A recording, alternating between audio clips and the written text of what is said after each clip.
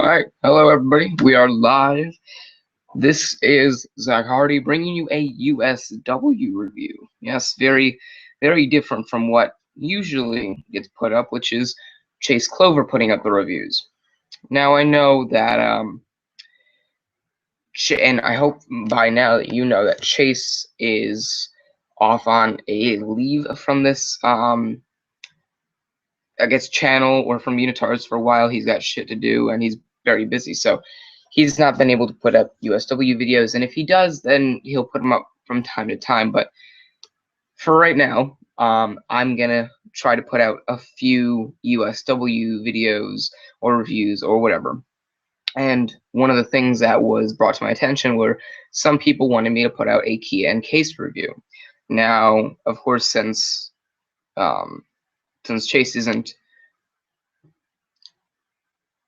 currently active on the channel right now, he can't put out a review. So I decided, you know what, I'm going to do so.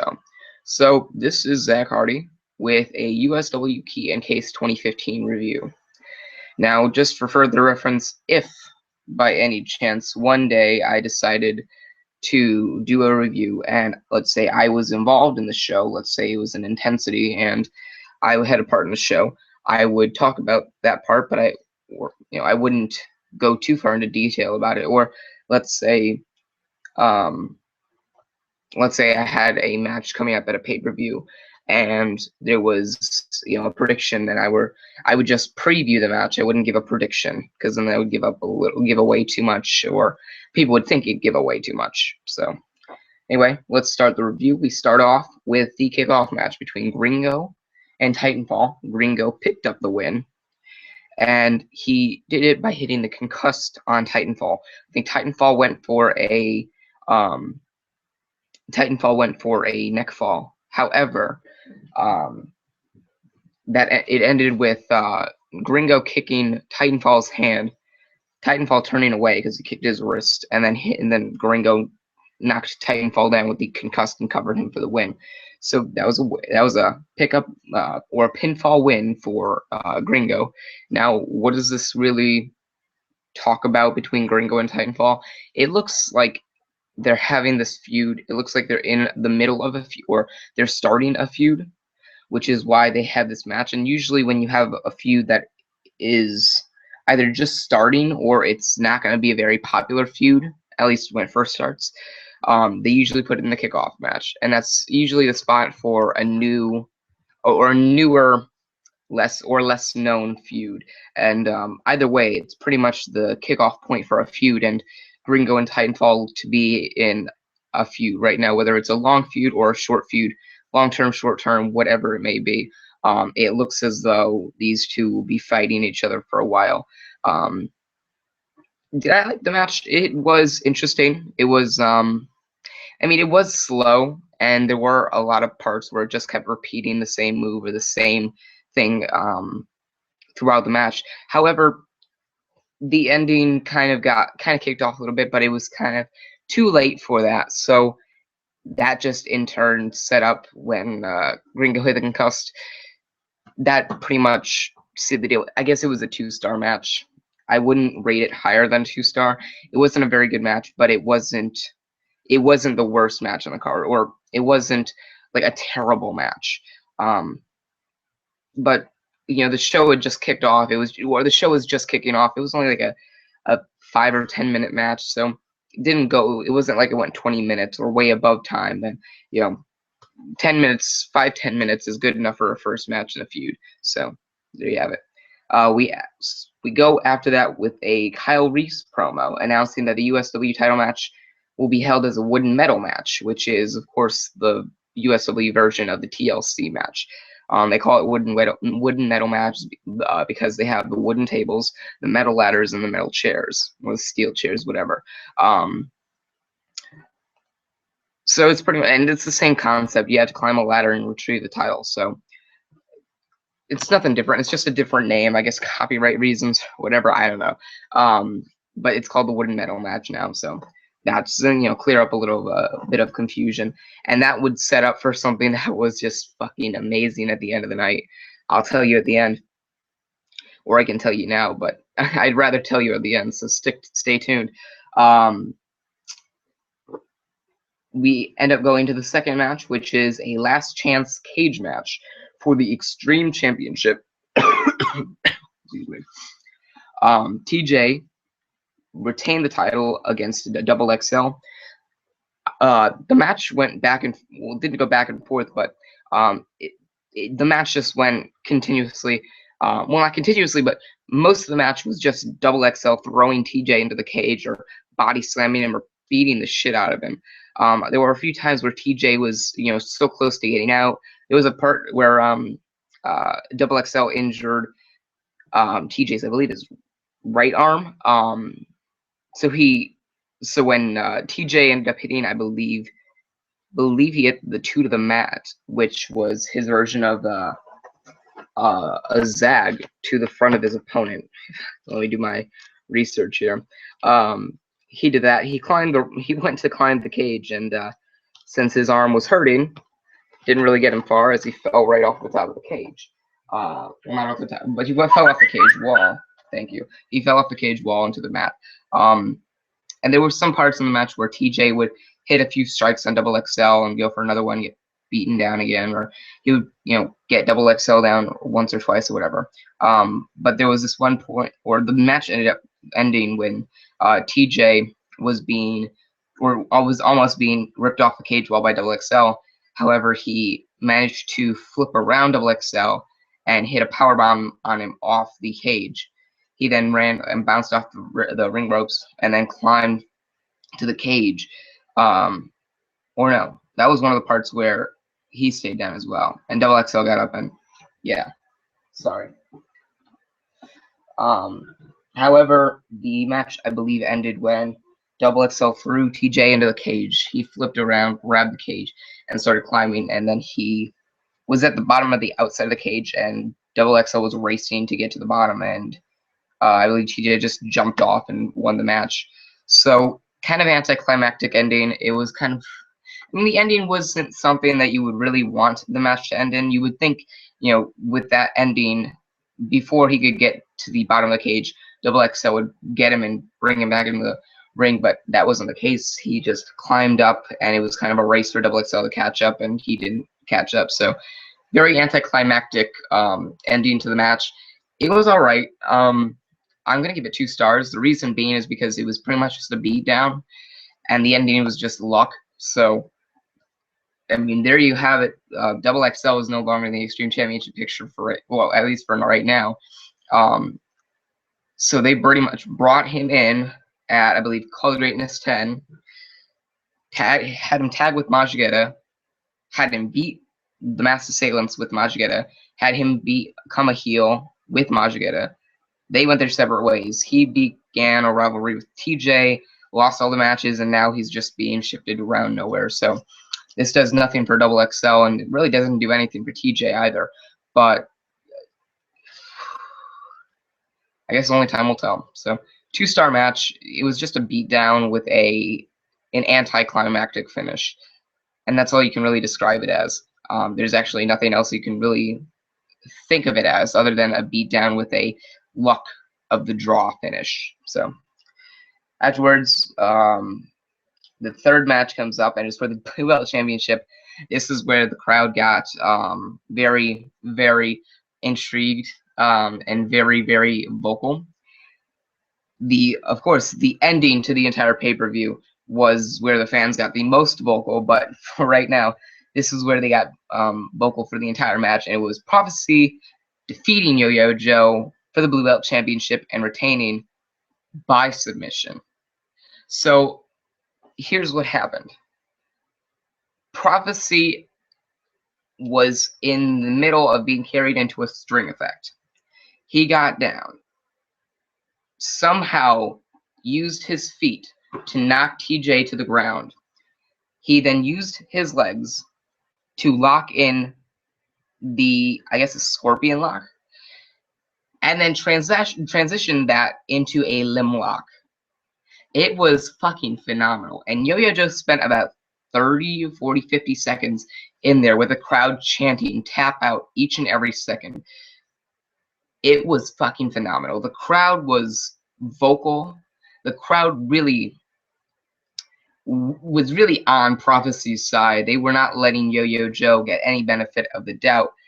It was all Prophecy when it came to the crowd and the crowd's reaction. And Prophecy really put on a great match. He is a great, great performer. He's a great entertainer as well, a great wrestler. Excuse me. And I really feel as though Yo-Yo Joe is a great heel when it comes to not even having to get on a microphone in order to be hated. As long as he's fighting people that have great crowd reception, which are very few people in USW, but let's be honest. I mean, you have Prophecy, you may have Cannon, think you have Majigeta. I don't even think I count as one of those people that has a great crowd reception. So there are very few people that Yo-Yo Joe can really get going with, and at the same time put on a great match and be hated by the crowd for facing somebody that they like. So you have that. Prophecy wins. Yo-Yo Joe taps out. The crowd goes insane. The crowd starts chanting on Prophecy, and as Prophecy walks up the ramp, Yo-Yo Joe's looking at him with those dead eyes. He's looking at him with those eyes that can really deceive you, can really make you crumble under pressure. And Prophecy's just like,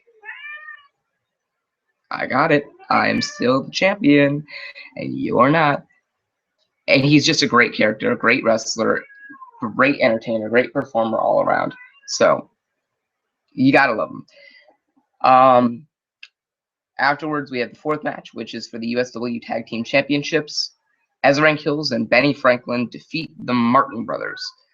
This was a great match. Oh, and the Blue Belt title match. That's definitely a 4-star match. Definitely.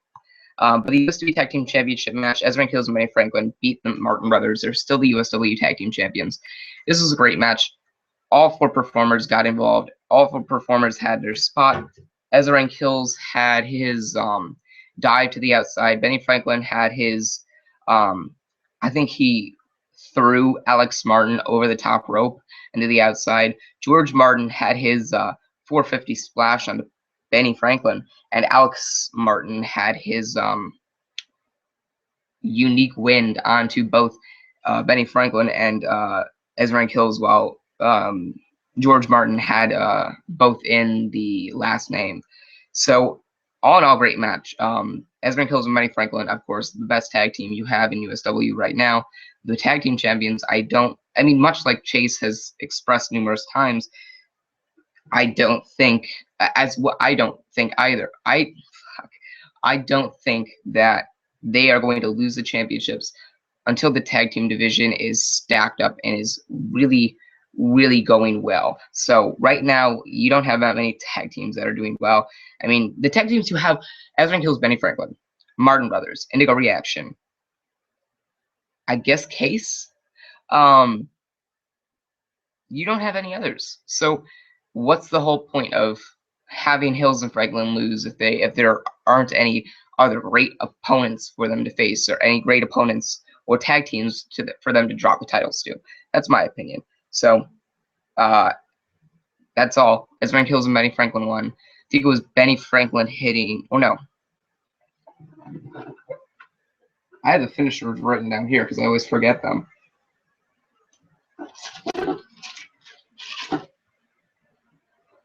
Yeah, Benny Franklin hit the whiplash, right? Yeah, hit the whiplash onto Alex Martin while onto George Martin, and covered George Martin for the win. Anyway, great match. 3 stars worthy. Going on, we had an interview with the #1 contender for the USW Championship, Western Light, who didn't do anything else, except talk about the USW title match. And they were really teasing the fucking finale to the USW title match. Oh boy. There's a reason why this guy is going to become a heel. And I'm not talking about Western Light. I'm talking about the guy who really fucked up the ending. And I'm in a good way. The ending was fucking ended in a great way. But they just keep teasing this. Fifth match was the International Championship. James defeated Ash. Both of these performers are great performers. They really can bring a lot of prestige to any title they hold. It'd be great to have them in a tag team. That'd be a great charismatic tag team right there. But James beats Ash. Ash is someone who can really have many great storylines with other performers, and James can do the same thing. And I think over the past few months or past while, they've been building James up to win a title or be in a title picture. And I think this was a really good way to start another championship run. James is a great performer. He's very charismatic. He's very energetic. He's very all around. He's very agile. He's a great performer in general, a great wrestler. He is very good on the microphone. He's very good on whatever it may be. And he can really hold a rivalry high or a storyline high. And that's something that you don't get from every performer, whether it's in USW or WWE or Lucha Underground or TNA or Ring of Honor or whatever it may be. So both these performers have that, but James is really special. He's very charismatic, and with them pushing James farther when it comes to the to a championship picture, I think this was a great place to put him in, and then have him work once again up to the blue belt title picture, and then sooner or later he'll be in the world title picture and the USW title picture. But for right now, let's focus on the international title picture, the international title, which is what he holds right now, and we'll see what transpires from his championship reign. He may be a transitional champion. He may not be. He may be a great champion. He may not be a great champion. He may hold the title with more prestige than the others, and he may not. It's just dependent, and whatever he does with this title is something that will signify what he ends up doing after the international championship picture. Afterwards, we have an interview with Dustin Raymond and the Masked Assailants, which then comes into play later on. And at this point, we know that Dustin Raymond has an unfair advantage over everybody else when it comes to Masked Assailants, but you still kind of pull for somebody else in the key and case match. However, it pretty much it gives away the key and case match from this year, but either way, just keep going on. Sixth match was the ladders match for the USW World Heavyweight Championships, or World Heavyweight Championship.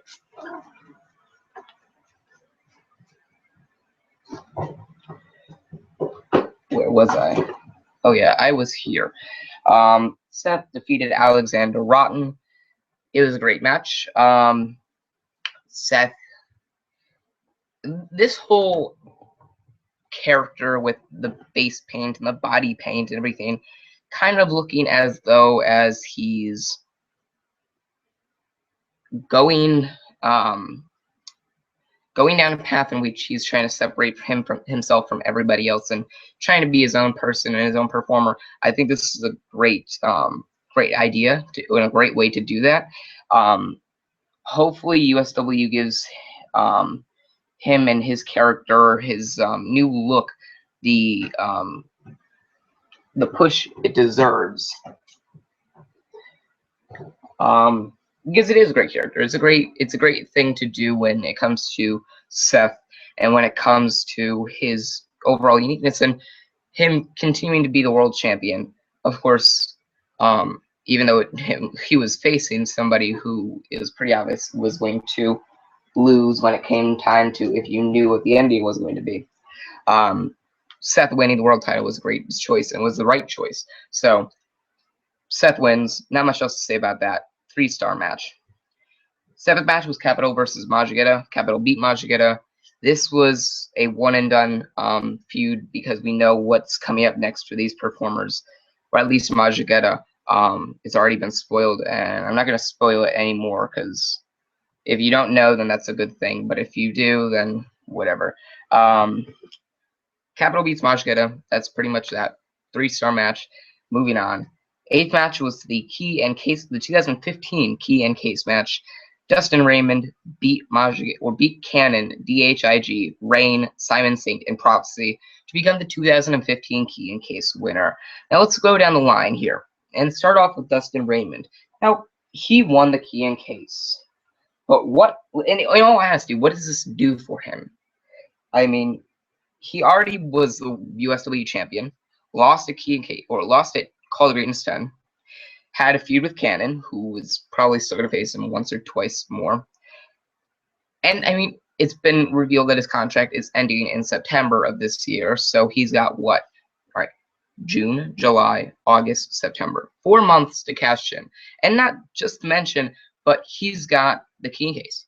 He's got to cash in at some point. And if he were to win the title, he'd have to defend that title until he lost it, which means he'd have to cash in by the end of June or by the end of July or by the end of June or beginning of July, which doesn't make sense.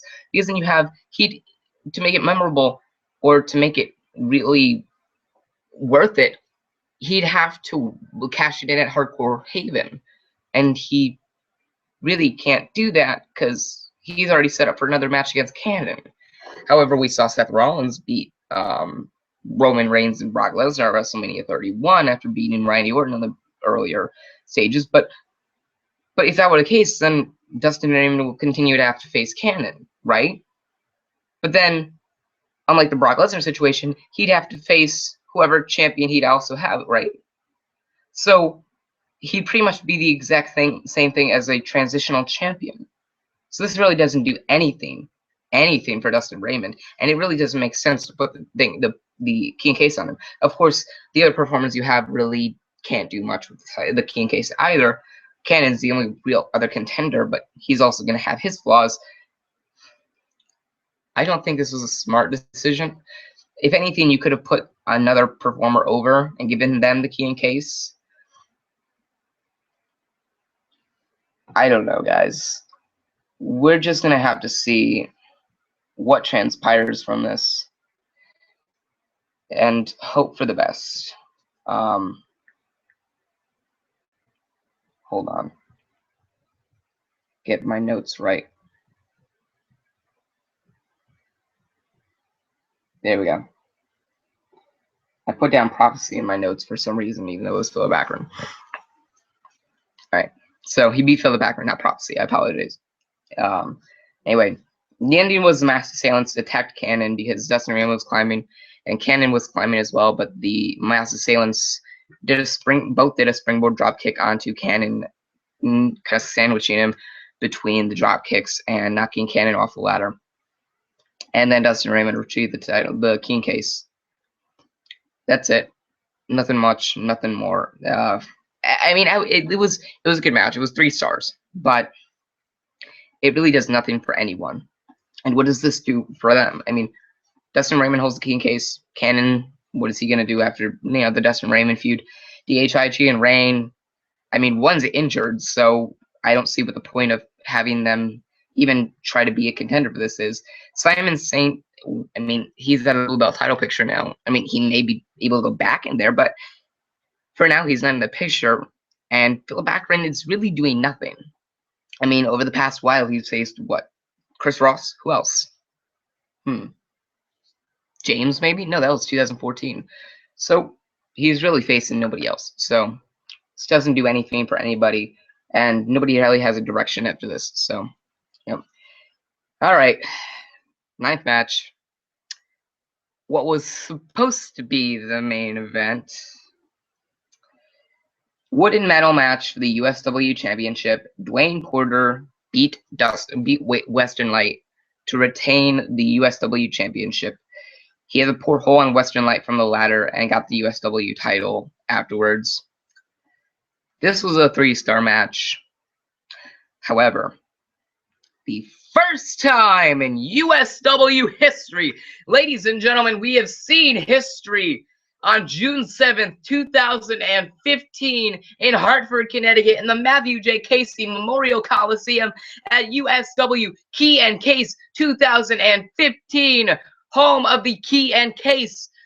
Ladies and gentlemen, for the first time in USW history, the Key and Case has been cashed in or has been given in by Alexander Rotten for the USW Championship.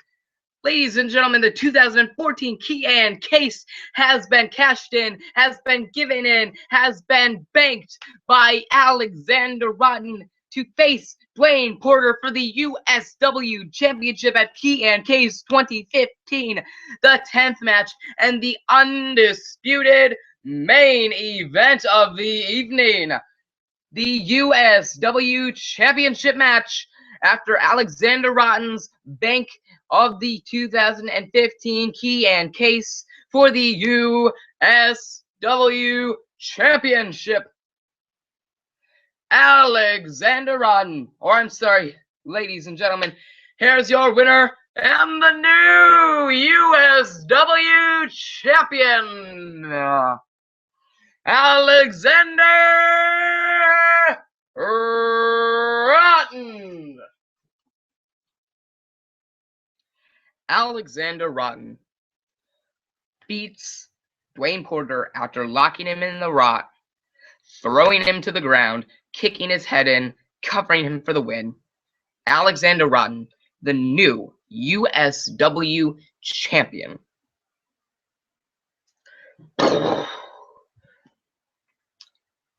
Oh, man. So here's what you get out of this. Western Light gets beaten by Dwayne Porter. Western Light has no direction. Dwayne Porter gets... Alexander Rotten banks. This is what they called it last night. They didn't call it a cash-in, because apparently this is not Money in the Bank. They said Alexander Rotten is banking the USW Key and Case 2014 case for a title against a USW title match against Dwayne Porter. Alexander Rotten wins. It seems as though we're going to get an Alexander Rotten versus Dwayne Porter match at Hardcore Haven. And it also seems as though Alexander Rotten is turning heel. The reason being, the crowd booed the motherfucking ever-living cunt-fucking dick-sucking motherfucking shit out of Alexander Rotten. This was where the fans got the most vocal out of the entire fucking night. They were booing. They were saying, we want refunds. They were absolutely livid. And after this entire time of this key and case being something that you would think you would never see being banked, Alexander Rotten banks it in on the 2015 key and case pay-per-view, wins the USW title. I didn't see this coming. I don't know why I didn't see it coming. Probably because we had the key and case match from 2013, and then we had it from 2014. However, the 2014 key and case pay-per-view didn't really involve anybody cashing in. So why did I think, or I'm sorry, banking in? So why would the 2015 key and case pay-per-view be any different? Well, let's see. Because it was the first time it has ever been banked in, and also because it's so unpredictable, something you wouldn't predict. And I know I called Chase last night, and he was watching, and he said, dude, I was about to call you. And the fucking sound of his voice was this angry voice. The reason being, he said, I am so angry because out of all of this time, me watching wrestling, me being a fan of USW, me watching so much wrestling, I didn't see this coming. And I have no fucking clue why I didn't see this coming.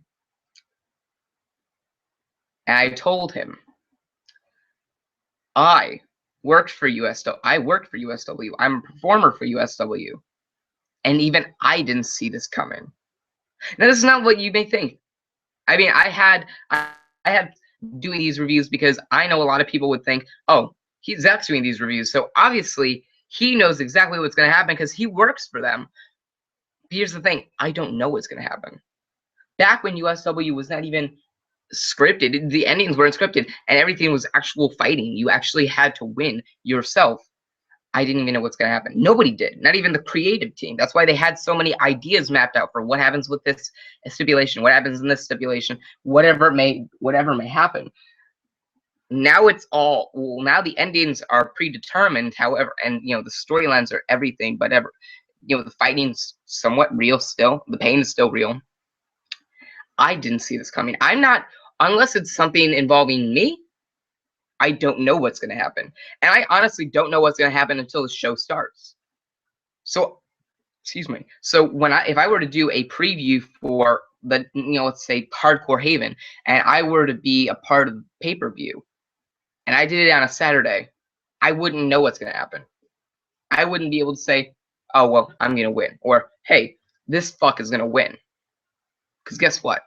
I wouldn't know until the day after, until I arrived at the Coliseum for that pay-per-view. That's when they would tell me. So me doing it the day before, I have no clue what's going to fucking happen. And for this to happen, it's monumental. And I've been waiting to see the USW key and case be banked in. And I finally fucking see it. And I was so fucking happy. And I'm still happy. Because this is a great decision. Alexander Rotten may have lost to Seth numerous times for the USW World title. But Alexander Rotten is a very great heel. 2, he is a very great wrestler. And a great submission wrestler. A great technical wrestler. Those last 3, I know very well. I had 3 straight pay-per-view matches with him. 1 where I lost the USW title, 1 where I gained it back, and the next pay-per-view where I still beat him. It took every ounce out of me to beat him. Because that was back when the wrestling we had was real. That was back when I was bladed from the top of my head all the way down to the back. That was actually a struggle for me to be able to beat him. I was able to do so. And out of those 3, I know those very well. And the last one, he will make a great USW champion. Whether I am in the USW title picture or not, he's going to be able to go a long way with that title. And he's going to be able to bring prestige to it. I can promise you that he will be at least good USW champion. That's where I leave you. The key and case cash-in match, I mean, of course, it's going to be a 1-star because it was just a quick one-and-done match. But the ending, I'm going to give it 2 stars just because the ending and the way it was booked was great. So that is my review on Key and Case. I hope you liked it. I hope you enjoyed it. I hope you like, favorite, and subscribe for more. I am Zach Hardy. I will be back. Possibly I will be back on Wednesday for the for the Wednesday Night Intensity post Key and Case show. That being said, this is Zach Hardy signing off.